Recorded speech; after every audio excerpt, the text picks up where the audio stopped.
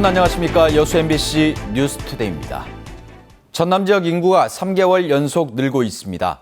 지난달 전라남도의 주민등록 인구는 전달보다 408명 증가한 190만 3,046명으로 지난 5월부터 3개월 연속 증가 추세를 보이고 있습니다. 이는 혁신도시로의 지속적인 인구 유입과 교육 생태도시인 순천시의 인구 증가 때문으로 분석됩니다. 세월호 참사 이후 여수 거문도를 오가던 여객선 면허가 취소됐죠. 이후 여객선사 모집에도 연이어 실패하면서 섬을 찾는 사람들도 갈수록 줄어들고 있습니다. 권남기 기자가 취재했습니다. 여수 거문도의 위기가 계속되고 있습니다. 거문도 항로 이용객은 2013년 22만 명에서 지난해엔 16만 명 수준으로 뚝 떨어졌고 올해 상반기엔 10%가 줄어 전국에서 가장 많이 감소했습니다. 이용객이 감소한 가장 큰 원인은 거문도를 다니는 여객선이 지난해 2척에서 1척으로 줄었기 때문입니다. 배가 줄어 주말 좌석 예약이 힘들어지면서 여행사와 관광객들은 자연스레 발길을 돌렸습니다. 이 자리가 한 두 대 있을 때하고 한 대 있을 때하고 수요가 다르잖아요. 주말 좌석을 뽑아보면 여행 상태죠. 거문도 항로에 새로운 배를 구하기 위해 지난 6월 이후 2차례에 걸쳐 사업자 공모가 진행됐지만 모두 실패했습니다. 이런 가운데 지난 4월 항로 중단 사태 이후 지원을 약속한 여수지방해양수산청과 여수시는 운임 인상과 지원 방법을 두고 갈등을 빚으면서 이렇다 할 대책을 내놓지 못하고 있습니다. 중복 지원은 안 되거든요. 기재부에서 추가 예산을 준다든지 이것은 전국 섬이 똑같이 이렇게 일률적으로 되고 있습니다. 그건 지역에서 해결해야죠. 어떻게든지. 선박이 줄면서 관광객이 떠나고 그렇다 보니 새로운 배가 들어오기 어려워지는 악순환에 빠진 거문도 항로.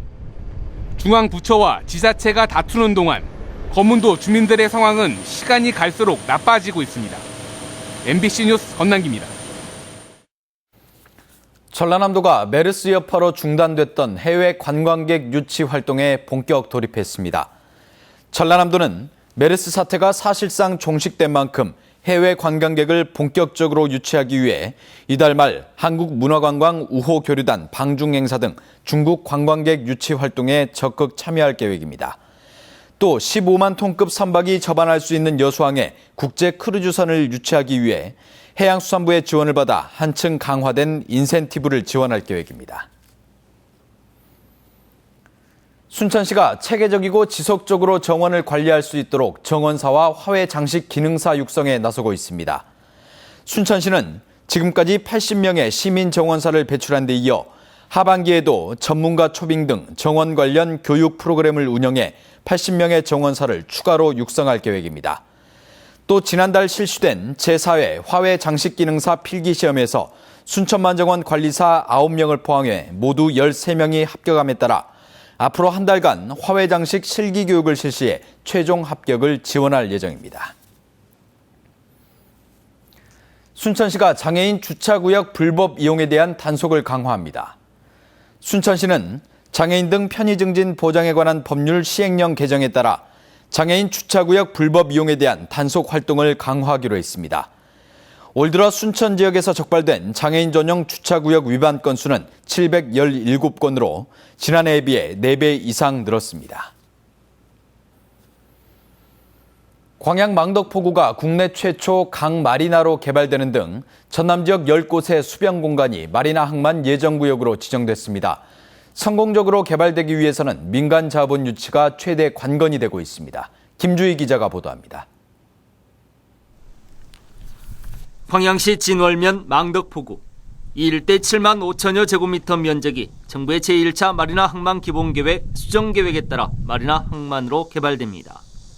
실시 계획 용역 등 과정을 거쳐 내년에 본격 착공해 2018년 완공 계획입니다.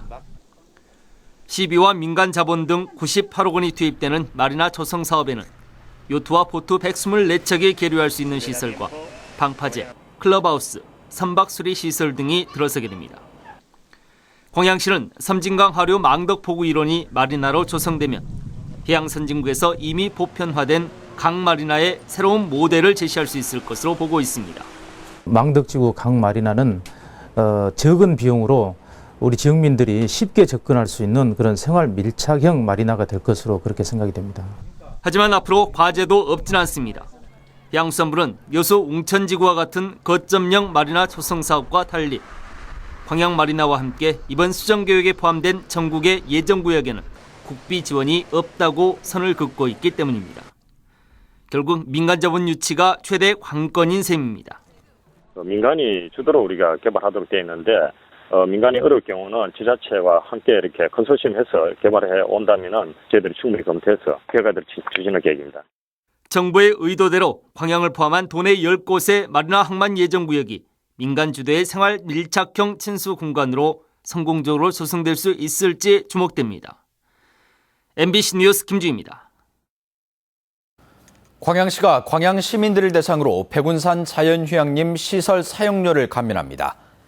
광양시는 지난달 말 백운산 자연휴양림 관리 및 운영 조례가 개정 공포됨에 따라 광양 시민들에 한해 휴양림에 입장할 경우 주차료를 면제하고 숙박시설 사용료도 30% 감면하기로 했습니다. 특히 휴양림이 소재한 옥룡면 주민들에 대해서는 입장료도 추가로 면제해 주기로 했습니다.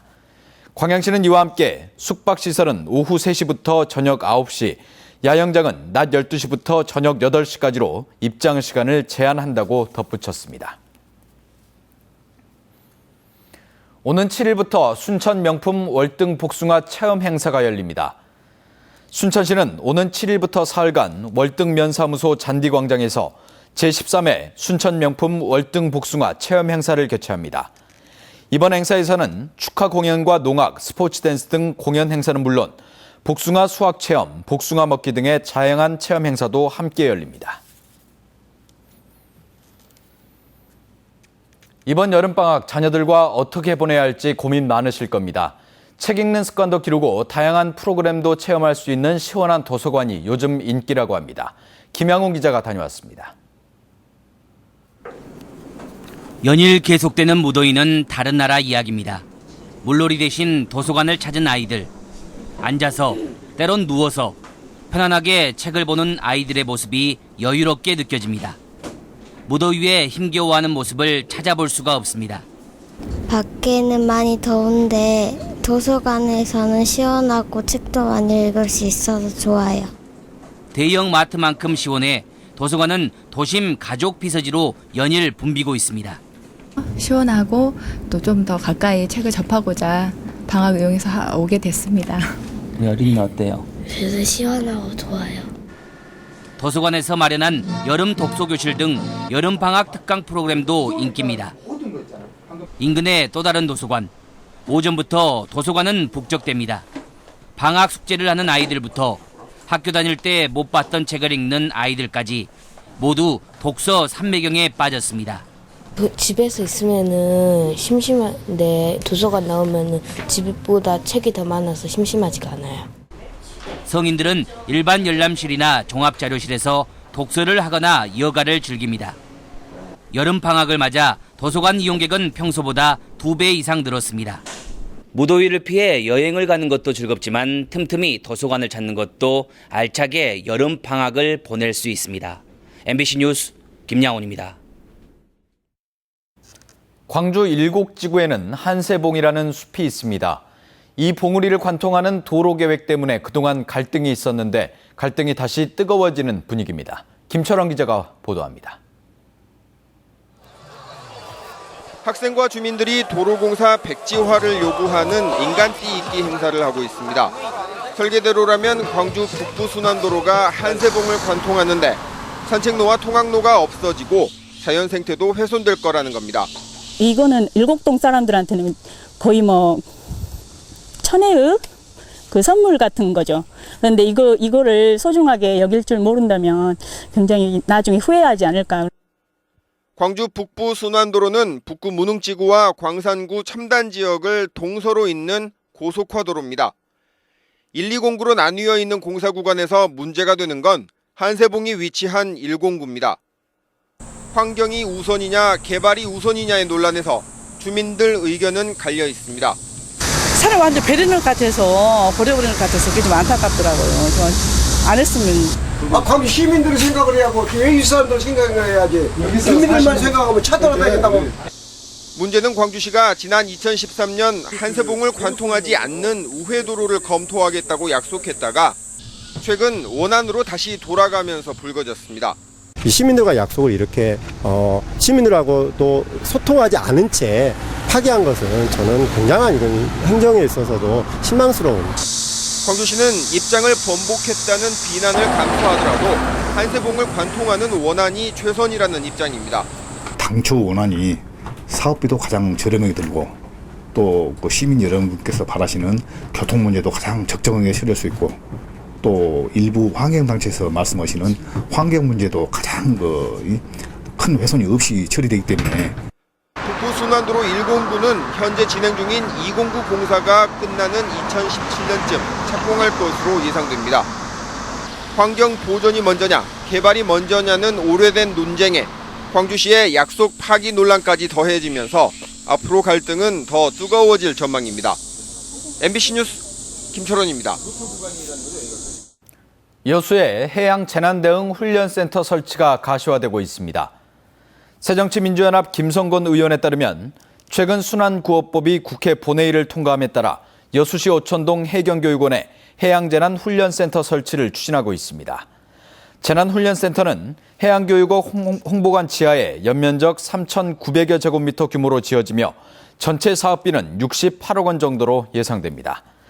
김성건 의원은 여수의 해양재난대응훈련센터가 들어서면 연간 10,000명이 넘는 인원들이 훈련을 받을 수 있을 것으로 전망했습니다. 광양시가 지역의 청년과 취약계층에게 일자리를 제공합니다.